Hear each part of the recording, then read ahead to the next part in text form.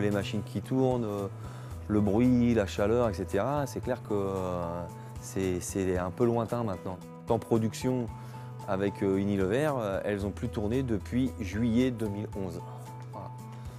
Donc effectivement, ça ne demande que ça à redémarrer.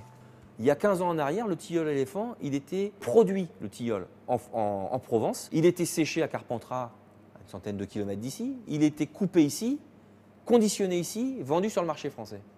Aujourd'hui, il vient du fin fond de l'Europe de l'Est ou d'Amérique latine. Il arrive par bateau à Hambourg. De Hambourg, il traverse l'Allemagne, il fait 600 km pour aller dans un copacker qu'il transforme. De ce copacker, il part à Katowice en Pologne, 800 km pour être conditionné. Et de Katowice, il traverse toute l'Europe pour revenir en France, puisqu'il est vendu qu'en France, 1400 km pour être commercialisé en France. Éléphant, c'est la marque française qui est commercialisée en plus qu'en France. Et donc, nous, on pense que c'est un patrimoine à la fois régional et national, 120 ans d'existence, né à Marseille. Donc, on considère qu'elle appartient aux salariés qui en ont fait sa notoriété. Le 28 septembre 2010, ils annoncent en comité d'entreprise qu'ils ont un projet de fermeture de l'usine et de transfert des productions en Pologne et en Belgique. La fermeture de l'usine n'est pas justifiée, ni économiquement, ni socialement. On est déçus, hein. On est jeunes, on est embauchés, on est en intérim pendant des années, on se fait embaucher, on se dit c'est bon, tant mieux, on est tranquille, c'est une grosse boîte, solide, costaud. La perspective pour les travailleurs, c'était soit la précarité, soit le chômage, soit la misère derrière. Donc, et ça, on le refuse. Et donc, on a dit, on a les compétences, on a l'outil de travail qu'on considérait être à nous. On décide de rentrer en conflit, mais de se donner les moyens de durer dans ce conflit avec l'objectif de maintenir l'activité industrielle et les emplois dès le départ. Donc, on a dit, on va monter un projet alternatif pour continuer à faire du thé, des infusions. C'est ce qu'on sait faire dans notre usine.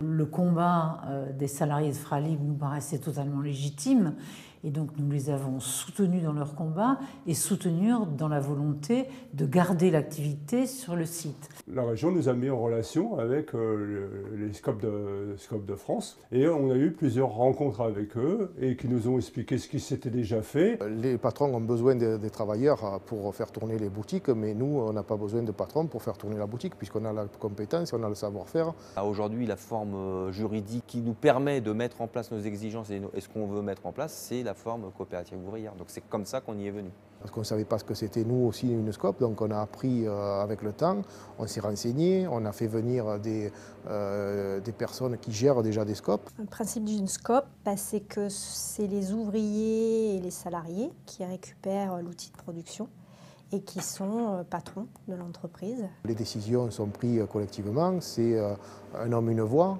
En fait, ce qui fait peur aux salariés, c'est le fait d'amener de l'argent. Ça sera Unilever qui versera les sous qu'ils mettaient en fait pour une création d'entreprise. Au lieu de les mettre individuellement, ils le mettront pour la SCOP. Le meilleur moyen de trouver un travail, c'est de garder le sien. Donc je pense que c'est l'avenir parce que ça évite de gaver des actionnaires. Parce que ça, c'est le piège, parce que les actionnaires en demandent toujours de plus en plus. Donc au début, on tape un peu sur les matières premières. Après, on tape sur le personnel. Et puis après, on s'en va en Pologne, dans les pays de l'Est. Pour ma part, la SCOP, c'est quelque chose qui est tout à fait réaliste. Voilà, quoi. Parce qu'on a des outils de travail, on a un passé. Donc ce passé, on produisait du naturel, tout ça. On a des gens sur le site expérimentés, avec un savoir spécial dans les thés infusions, Et moi, je crois totalement,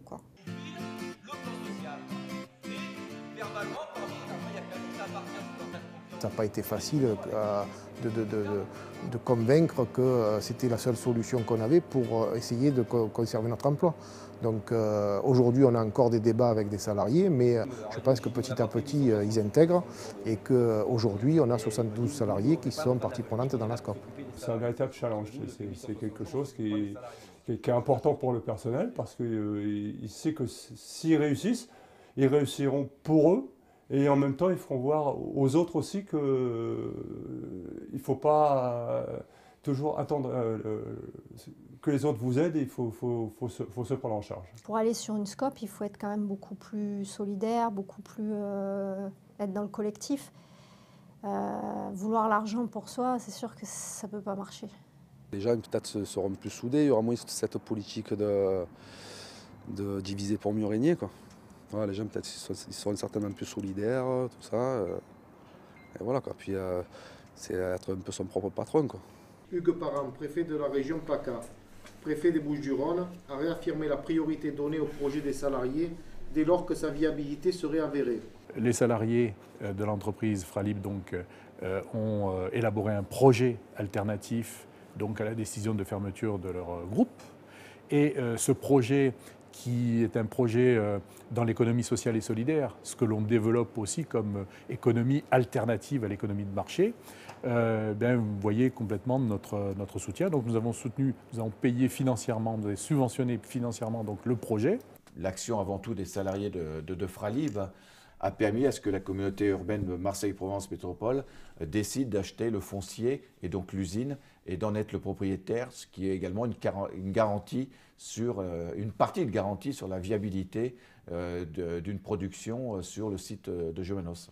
La lutte a fait que Unilever a cédé l'ensemble de l'outil industriel alors qu'il voulait récupérer quand même un certain nombre de machines. Une économie au service de l'homme, une économie respectueuse de ses clients, de ses fournisseurs et de ses salariés, c'est l'économie que nous voulons construire, bien sûr. Et donc l'économie sociale en général, solidaire en particulier, et les coopératives, bien évidemment, sont au cœur de l'économie que nous souhaitons développer. Et en plus, dans le secteur industriel, on réunit tous les ingrédients pour avoir un projet qui, pour nous, doit être exemplaire. Le SCOP ne peut pas marcher sans directeur. Il faut un président, il faut un directeur, et il faut une hiérarchie comme dans une société normale. Hein. Le PDG qui est prévu d'être dans la SCOP appliquera les décisions de l'Assemblée générale et du conseil d'administration. Les décisions viennent du bas, alors qu'aujourd'hui, dans une entreprise normale, la décision vient d'en haut. Un projet alternatif, le terrain, une usine qui fonctionne, un savoir-faire avec des femmes et des hommes, il y a tout pour redémarrer, si ce n'est le blocage du groupe Unilever. Ce projet qui a été visé par l'Union régionale des coopératives, à aujourd'hui, n'est pas viable, puisqu'il repose sur deux conditions. 1, la cession de la marque, et 2, l'achat de volume par Unilever. Unilever a déjà dit devant Arnaud Montebourg, ministre du redressement pour outils, et devant le préfet Parent et devant les salariés de Fralib, qu'il n'en était pas question. Quand on dit qu'on veut la marque et les volumes, on paraît farfelu, des doux rêveurs, voilà. Sauf que ça s'est fait par le passé avec Unilever. Nous, c'est ce qu'on leur demande. Hein. Aidez-nous à amorcer la pompe pour qu'on puisse démarrer notre affaire. Après, on va travailler autour pour trouver des nouveaux marchés, peut-être trouver une nouvelle marque, aller dans les marques distributeurs. Mais aidez-nous au moins à démarrer. Si un groupe comme Unilever fait obstacle pour céder et la marque et la production, il faut trouver des moyens législatifs pour le faire. Il n'y a pas de raison. Sinon, à quoi ça sert, la politique ?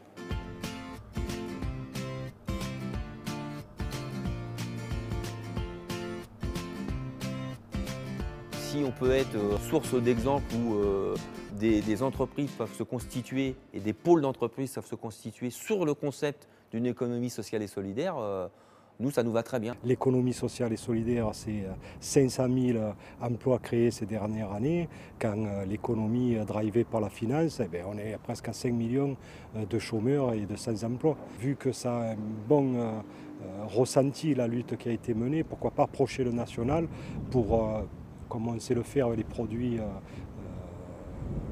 de l'économie solidaire, essayer de le proposer au national, dans nos centres de vacances ou aux autres CMCS.